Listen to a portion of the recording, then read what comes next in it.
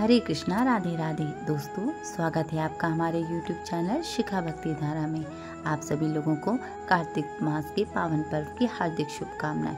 आज हम आपको अपने इस वीडियो में कार्तिक महात्म कथा अध्याय 11 श्रवण कराने जा रहे हैं। तो चलिए वीडियो शुरू करते हैं।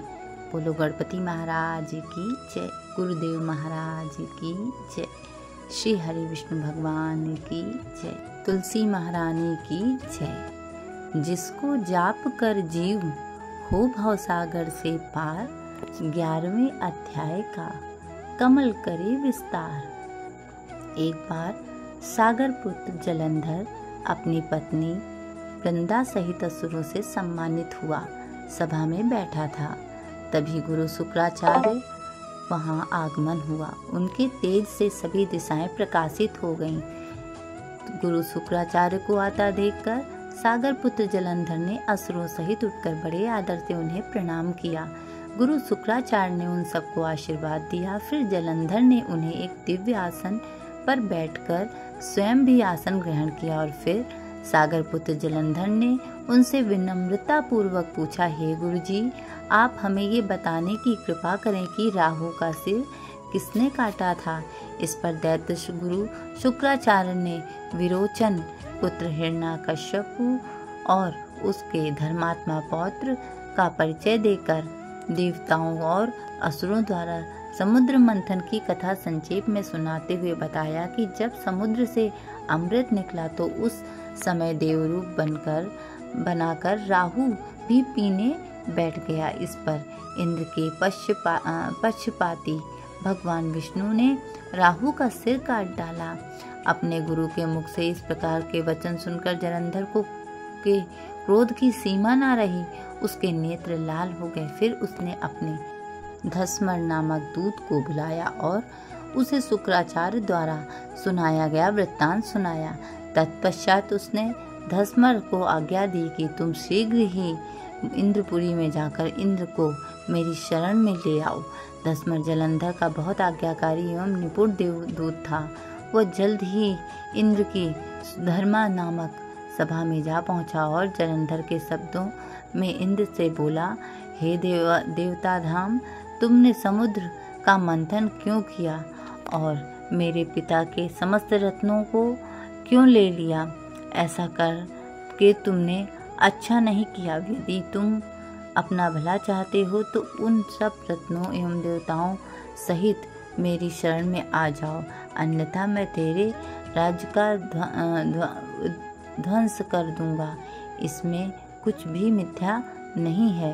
इंद्र बहुत विस्मित हुआ और कहने लगा, पहले मेरे भय से सागर ने सब पर्वतों को अपनी कुछ में क्यों स्थान दिया और उसने मेरे दो शत्रु दैत्यों की क्यों रक्षा की? इसी कारण मैंने उनके सब रत्न हरण किए हैं। मेरा द्रोही सुखी नहीं रह सकता, इसमें संदेह नहीं है। इंद्र की ऐसी बात सुनकर वह दूत शीघ्र ही जलंधर के पास आया और सब बातें कह सुनाई। उसे सुनते ही वह दैत्य मारे क्रोध के अपने होंठ फड़फड़ाने लगा और देवताओं पर विजय प्राप्त करने के लिए उसने उद्योत आरंभ किया। फिर तो सब दिशाएं पाताल से करोड़ों करोड़ों दैत्य उसके पास आने लगे। सुम निशुम आदि करोड़ों सेनापतियों के साथ जलंधर इंद्र से युद्ध करने के लगा। शीघ्र ही इंद्र के नंदन वन में उसने अपनी सेना उतार दी। वीरों की शंख ध्वनि और गर्जना से इंद्रपुरी गूंज उठी। अमरावती छोड़ देवता उससे युद्ध करने चले। भयानक मार काट हुई। असुरों के गुरु शुक्राचार्य अपनी मृत संजीवनी विद्या से और देवगुरु बृहस्पति द्रोणागिरी से औषधि लाकर जिलाते रहे। इस पर जलंधर ने क्रुद्ध होकर कहा कि मेरे हाथ से मरे हुए देवता जी कर कैसे उठ जाते हैं? जिलाने वाली विद्या तो आपके पास है। इस पर शुक्राचार्य ने देवगुरु द्वारा द्रोणाचार्य से औषधि लाकर देवताओं को जिलाने की बात कह दी। यह सुनकर जलंधर और भी कुपित हो गया। फिर शुक्राचार्य जी ने कहा, यदि शक्ति हो तो द्रोणागिरी को उखाड़ कर समुद्र में फेंक दो। तब मेरे कथन की सत्यता प्रमाणित हो जाएगी। इस पर जलंधर कुपित होकर जल्द ही द्रोणागिरी पर्वत के पास पहुंचा और अपनी भुजाओं से पकड़कर द्रोणागिरी पर्वत को उखाड़कर समुद्र में फेंक दिया। ये तो भगवान शंकर का तेज था, इससे जलंधर की कोई विचित्रता नहीं थी। तत्पश्चात ये सागर पुत्र युद्ध भूमि में आकर बड़े वेग गति से देवताओं का संहार करने लगा। जब द्रोणाचार्य जी औषधि लेने गए तो द्रोणाचल को उखड़ा हुआ शून्य पाया। वो भयभीत हो देवताओं के पास आए और कहा कि युद्ध बंद कर दो, जलंधर को अब नहीं जीत सकोगे। पहले इंद्र ने शिव जी का अपमान किया था। ये सुन देवता युद्ध से में जय की आशा त्याग कर इधर उधर भाग गए। सिंधुसुत निर्भय हो अमरावती में घुस गया। इंद्र आदि सब देवताओं ने गुफाओं में शरण ली।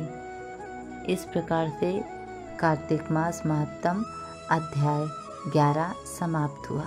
अब हम अध्याय 12 का श्रवण आपको अपने अगले वीडियो में कराएंगे।